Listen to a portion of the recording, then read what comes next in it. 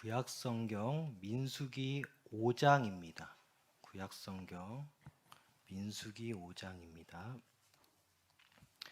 5절에서 10절까지입니다. 제가 가진 성경은 구약성경 201쪽쯤에 있습니다. 민수기 5장 5절에서 10절까지 보겠습니다.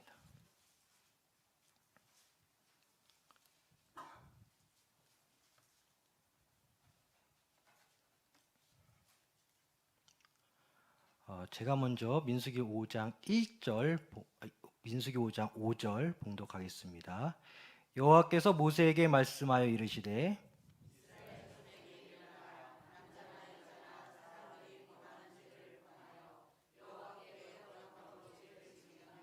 그 지은 죄를 자복하고 그 죄값을 온전히 갚되 5분의 1을 더하여 그가 죄를 지었던 그 사람에게 돌려줄 것이요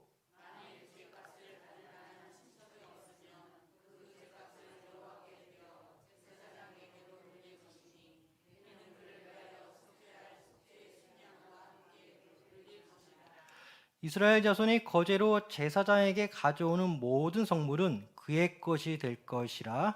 각 사람이 구별한 물건은 그의 것이 되나니 누구든지 제사장에게 주는 것은 그의 것이 되느니라. 아멘. 오늘 설교 제목은 그 죄값이라는 제목으로 말씀 증거하겠습니다.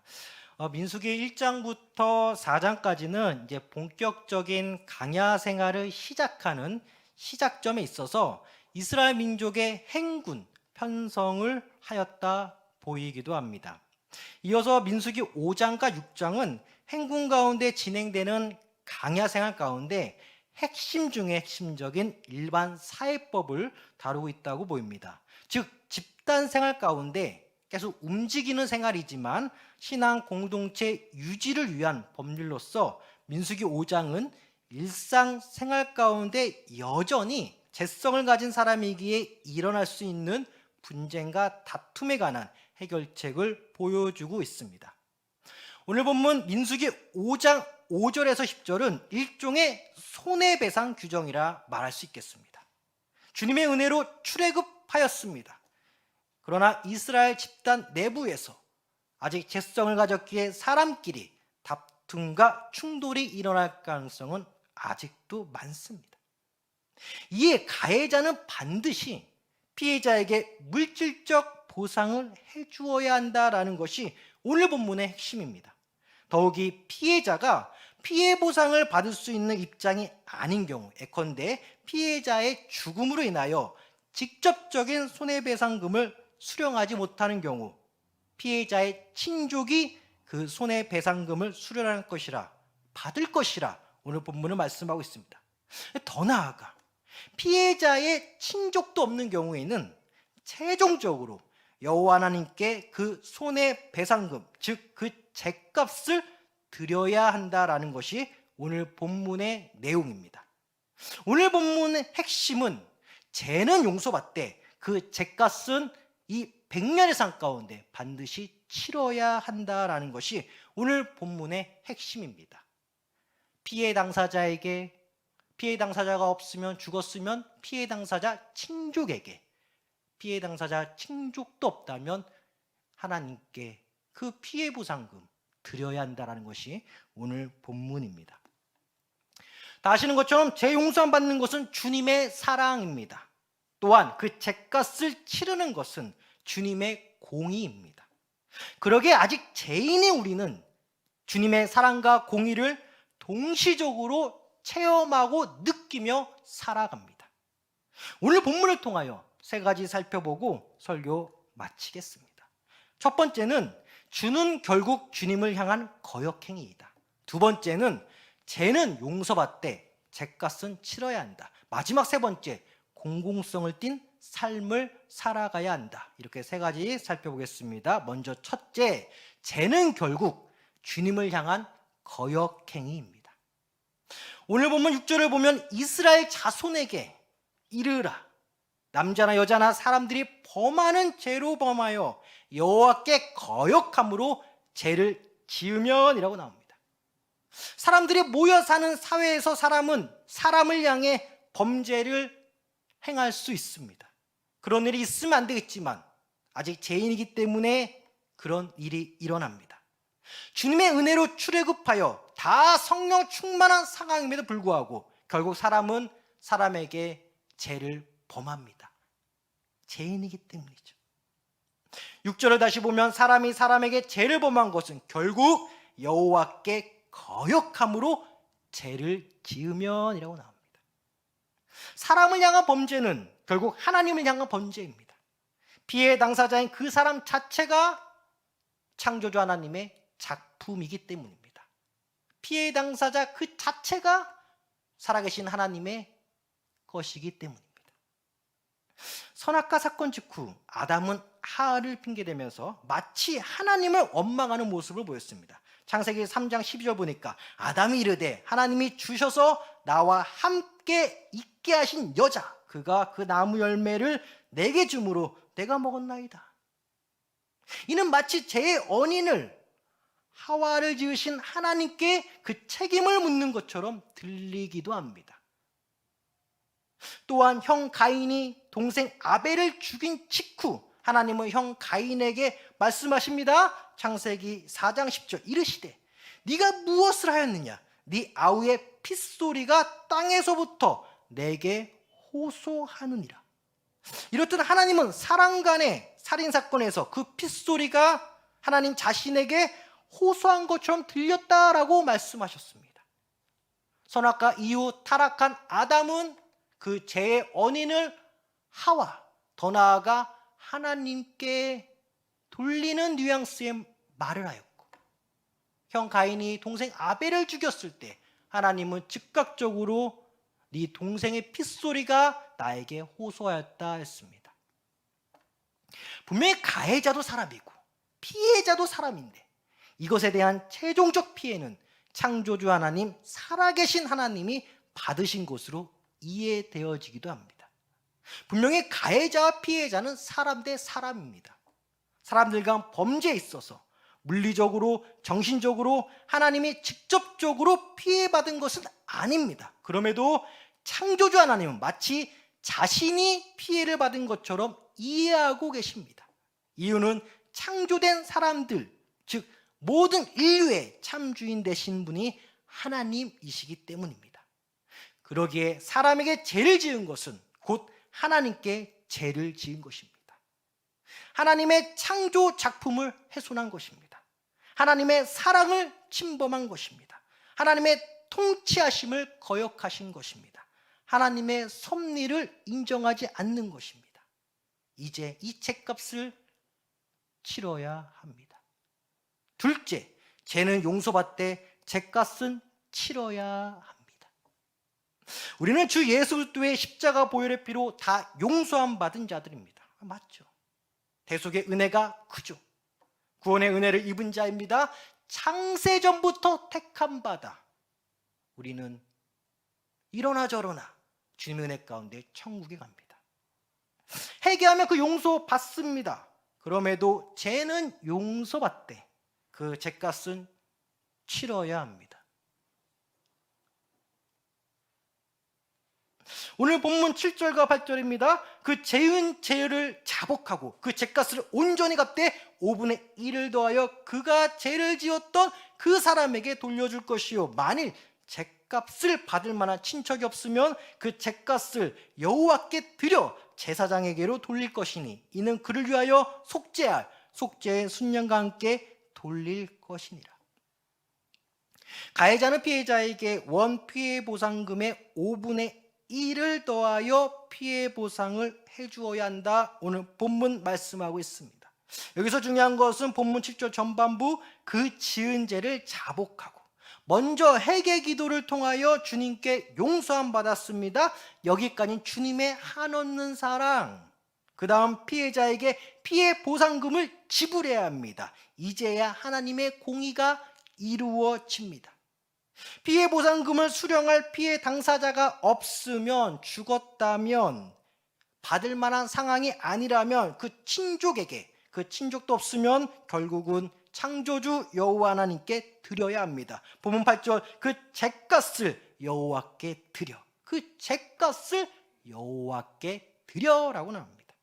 이렇게 함으로써 주님 앞에서 질서와 정결성을 유지할 수 있는 힘찬 강약길이 되는 것입니다.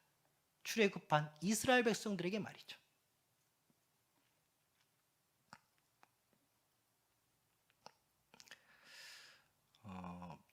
예를 하나 들어볼게요. 욥기서를 보면 욥과 친구들이 나옵니다. 욥은 고난받고 있습니다. 이 친구들은 야, 너 욥이 고난받는 거 분명히 주님께 잘못한 것이 있으니 회개하라 촉구합니다. 이에 욥은 아무리 생각해도 내가 주님께 이렇게 큰 어려움을 당할 정도의, 고난을 당할 정도의 죄를 지은 적이 없다라고 항변합니다.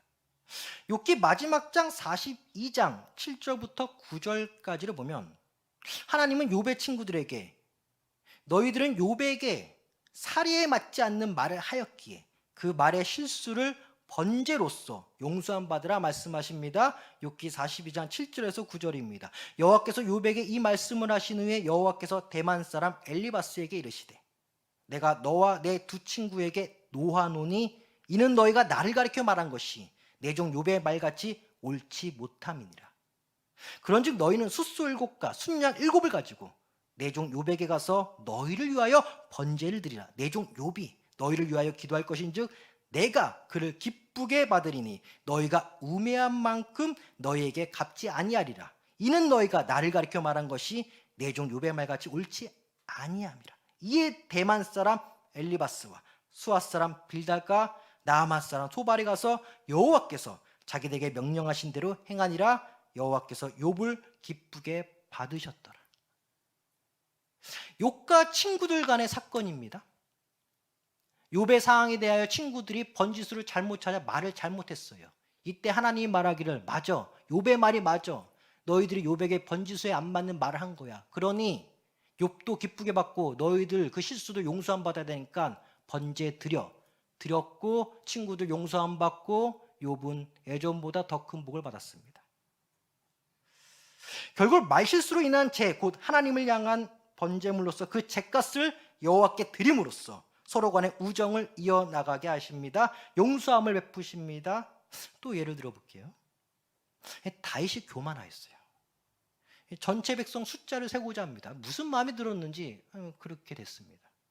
후에 다윗은 자신의 교만함을 회개하였습니다. 사무엘하 24장 10절 다윗이 백성을 조사한 후에 그의 마음에 자책하고 다윗이 여호와께 아뢰되 내가 이 일을 행함으로 큰 죄를 범하였나이다. 여호와 이제 간구하오니 종의 죄를 사하여 주옵소서. 내가 심히 미련하게 행하였나이다 하니라. 오늘 본문 말씀처럼 먼저 자신의 죄를 자복하였습니다. 자신의 교만죄를 자복하였습니다. 용서함 받았습니다. 그러나 이제 그 죄값을 치러야 돼요. 사무엘하 24장 13절 15절 가시 다윗에게 이르되 아뢰어 이르되 왕의 땅에 7년 기근이 있을 것이니까 혹은 왕이 왕의 원수에게 쫓겨 석 달 동안 그들 앞에서 도망하실 것이니까 혹은 왕의 땅에 사흘 동안 전염병이 있을 것이니까 왕은 생각하여 보고 나를 보내신 이에게 무엇을 대답하게 하소서 하는지라. 이 죄값을 치르는데 세 가지 선택지가 나옵니다.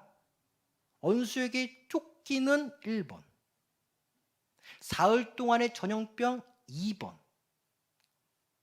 마지막 3번은 기근 1번이고 원수가 2번이고 이 마지막 3번이 전염병입니다. 다윗이 가세게 이르되 내가 고통 중에 있도다 청하건대 여호와께서는 긍휼이 크시니 우리가 여호와의 손에 빠지고 내가 사람의 손에 빠지지 아니하기를 원하노라 하는지라. 이에 여호와께서 그 아침부터 정하신 때까지 전염병을 이스라엘에게 내리시니 단에서부터 부엘세바까지 백성의 죽은 자가 7만 명이라. 자신의 교만으로 다윗은 7만 명의 백성을 잃었습니다. 이때 당시 7만 명 엄청 큰 숫자입니다. 이때 당시 7만 명 엄청 큰 숫자입니다. 사랑하는 성도 여러분, 어떻게든 죄를 지어서는 안 됩니다. 결국 회개는 회개대로 그 죄값은 물질적으로든 어떻게든 이 100년의 삶 가운데 치르게 되어 있어요. 하나님께 죄를 짓는 것, 다른 것이 아니라 멀리는 것이 아니라 사람에게 죄 짓는 것 자체가 하나님께 죄를 짓고 내가 정말 회개 기도와 용서함 받았지만 그 죄값을 치러야 된다라는 것입니다. 그래서 우리는 이 삶 가운데 회개를 하는 가운데 은혜도 받지만 되도록이면 죄를 피할 수 있는, 죄를 피하는, 죄와 피가 흘리기 때까지 싸워야 됩니다. 죄를 안 지어야 돼요. 이 마지막 세 번째는 그럼 어떻게 사냐? 공공성을 띤 삶을 살아야 합니다. 공공성을 띤 삶을 살아야 한다. 본문 9절과 10절을 보면요, 손해배상금을 받을 피해자나 피해자의 친족이 없는 경우 주님께 드려라 했습니다. 그러기에 손해배상금을 받을 당사자들이 없다 하여 그냥 넘어가는 것이 아니라 죄 자체가 결국은 하나님께 지은 죄이니 하나님께 드림으로써 하나님의 마음을 만족시켜야 됩니다. 이렇게 하나님께 드려진 예물은 신앙 공동체의 공공재로 쓰여집니다. 즉 세금 혹은 범칙금, 과태료 등이 국고로 형성되는 것처럼 주님께 바쳐진 것들은 주님을 위해 쓰여집니다. 오늘 본문 당시 하나님과 이스라엘 백성들 간의 중간자적 입장에서 놓인 채 주님께 전적으로 헌신된 제사장들을 위해 쓰여질 것이라 분명히 말씀하고 있습니다.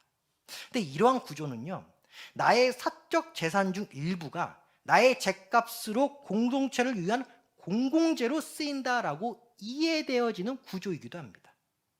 신약적 관점에서 보면 은혜 가운데 주님께 사로잡힌 내가 산재물이 되어서 어제까지 나를 위한 삶, 즉 나의 숨뿌리 그대로 나의 감정대로 살았다면 이제는 주님을 위해 헌신하게 되는, 곧 신앙 공동체를 위한 공공의 삶으로 살아가게 된다, 이런 구조로도 이해되어집니다. 나만의 감정인 사적 영역에서 이제는 공동체를 위한 공공성을 가진 삶을 살아가게 된다라는 것입니다. 베드로전서 2장 5절 보니까 너희도 산돌같이 신령한 집으로 세워지고 예수 그리스도로 말미암아 하나님이 기쁘게 받으실 신령한 제사를 드릴 거룩한 제사장이 될지니라. 거룩한 제사장이 될지니라. 신약시대 성도들에게 거룩한 제사장이 될지니라. 구약성경에서는 그 죗값을 여호와께 드리고 결국은 공공제로서 제사장도 쓰고 공공체를 위한 제물로 쓰였지만 이제는 신약시대에 와서는 너희도 거룩한 신령한 제사들이 거룩한 제사자가 되기 때문에 너희 몸이 산제사가 되어 산제물이 되어서 공공성을 띤 삶을 살아가라는 것입니다. 이전 과거는 항상 회개하며 그 값을 치르느라 바빴지만 이제 공공성을 띤 공동체를 위한 삶으로 전환된 이상 모든 면에서 조심하게 되며 결과적으로 죄를 짓는 빈도수를 줄이고 공동체를 위한 봉사에 헌신되어지며 믿음의 사람으로 죄를 멀리하게 되고 그 나라와 그의 의를 위한 옳은 선택의 삶으로 이어져진다. 이것이 은혜입니다. 로마서 5장 20절 후반절, 죄가 더한 곳에 은혜가 더욱 넘쳤나니 라고 합니다. 죄를 짓고 용서함 받았습니다. 구약적 관점에서는 그 죄값을 치러야 됩니다. 신약적 관점에서는 내가 산재물이 되어 공공성을 띠고 공동체를 위한 헌신자로 살아가면서 그 죄값을 치러야 한다. 할렐루야. 죄가 더한 곳에 은혜가 더욱 넘쳤나니. 그러기에 직분자의 삶을 사는 것이, 구역장의 삶을 사는 것이 은혜인 거예요. 귀찮은 게 아니라 은혜인 거예요. 산재물로 구역장으로서, 산재물로 직분자로 사는 것이 구약의 관점에서는 자신의 값을 치르는 그 재물로서, 이제 신약의 관점에서는 내 몸이 산재물이 되어 직분자로서, 구역장으로서 주님 내 죄값을 치릅니다. 어떻게? 교회의 직분자로, 교회 봉사자로, 교회 구역장으로서 이 공공재, 공동체 위에서 내 몸이 봉사자, 헌신자가 되어 그 죄값을 치루어 나간다. 신약적 관점에서, 은혜의 관점에서 이렇게 이해되어지기도 합니다.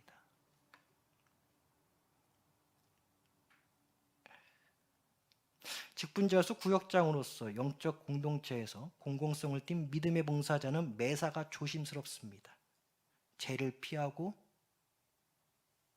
생명의 삶을 나가기 때문에. 디도서 3장 8절, 이 말이 밉부도다 언하건대 너는 이 여러 것에 대하여 굳세게 말하라. 이는 하나님을 믿는 자들로 하여금 조심하여 선한 일을 힘쓰게 하려 함이라. 이것은 아름다우며 사람들에게 유익이니라. 선한 일과 사람들의 유익 같이 연결되어 있습니다. 곧 봉사와 헌신이요 직분자로서 구역장으로서 주님의 공동체 우리 시온산교회를 위해서 열심히 뛰는 것, 사적 영역에서 공적인 영역으로 넘어오는 것이죠. 은혜의 전함인 것이죠. 하나님을 믿는 자들로 하여금 조심하여 선한 일을 힘쓰게 하려 합니다. 그러니까 죄를 멀리하게 되고 항상 영생, 생명, 교회, 그 나라와 그 의를 위해서 항상 매사 힘차게 달려가는 거예요. 우리가 아무리 바빠도요, 이 모임에 또 예배에 빠져서는 안 됩니다. 하나님께 기도해야 됩니다. 환경을 열어달라. 환경을 열어달라. 예배를 드릴 수 있는 환경을 열어달라. 그 모임에 참석을 해야 되는데 그 모임에 참석할 수 있는 환경을 열어달라. 두 손 붙잡고 꼭 기도하시길 바랍니다. 할렐루야. 그러면 환경이 열어져요. 그래서 오게 됩니다. 정말 감사한 것이죠. 오늘 설교 마무리하고자 합니다. 타인을 향한 죄는 결국 그 타인을 창조한 하나님을 향한 죄인 것이며 주 예수 그리스도의 보혈의 피로 회개함으로 용서함 받았지만 그 죄값을 치러야 합니다. 구약에서는 속죄제물로서 그 죄값을 치렀지만 신약 시대에서는 우리의 죄를 대속하신 주 예수 그리스도의 은혜로 말미암아 공공성을 띤 직분자, 봉사자, 헌신자의 삶으로 과거 나의 죄값을 치루어 나가는 것입니다. 주님의 은혜에 보답하는 것입니다. 참 힘들 때가 있습니다. 그럼에도 내가 과거에 용서받았지만 지은 죄 생각하면 이거 힘든 거 아니잖아요. 이미 용서함 받은 내 과거의 죄지만 그 죄 생각하면 자다가도 눈 번쩍 뜨며 나오는데 그 값 치른다고 그 은혜의 보답에 하나님께 달려간다 생각하면 우리 사랑하는 직분자분들, 구역자분들 힘든 거 아니잖아요. 할렐루야. 여러분 힘든 거 아니에요. 나를 산제물로 바쳐 영적 예배를 드려야 합니다. 나를 산제물로 바쳐 영적인 모임을 참석해야 됩니다. 공공성을 띤 삶을 사는 데 있어서 공적 모임 참석을 위해 환경을 여달라 계속 기도해야 됩니다. 몇 번은 참석해야 됩니다. 대속의 은혜로 나의 죄값을 이미 치르신 주 예수 그리스도께서 오늘도 여러분들을 부르십니다. 에베소서 4장 1절 그러므로 주 안에서 갇힌 내가 너희를 권하노니 너희가 부르심을 받은 일에 합당하게 행하여 부르심을 받은 일에 합당하게 행하여 신약적으로 오늘 본문을 해석하지 않았나 그렇게 보여지기도 합니다. 오늘 본문을 통하여 사랑하는 성도 여러분들 어떤 하나님 만납니까? 과거를 이용하신 하나님, 나의 과거의 죄를 이용하신 하나님, 나의 옛날을 이용하신 하나님, 나의 용서받은 죄를 이용하신 하나님, 그 하나님 은혜 가운데 힘들 줄 모르고 열심히 뛰는 우리 구역장님들, 직분자님들 되시기를 소망하고 소망합니다. 기도하겠습니다. 하나님 아버지, 구약시대에서는 자신의 죄값을